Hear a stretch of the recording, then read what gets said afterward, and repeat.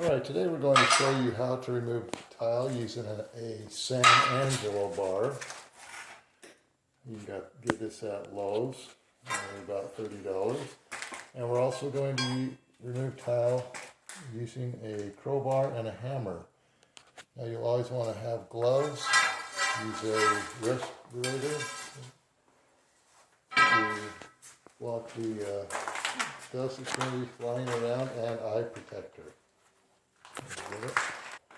And earplugs. Here we're going to use the crowbar. You just want to put it underneath the tile.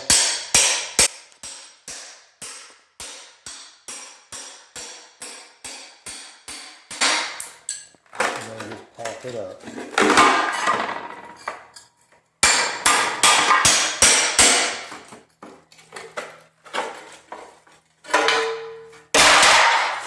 And you can see how well that works. Now you can also use the San Angelo bar.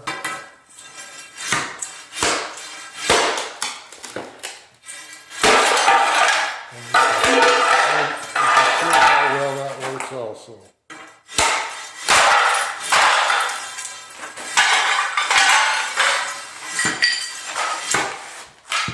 So there you have it. They both work really well.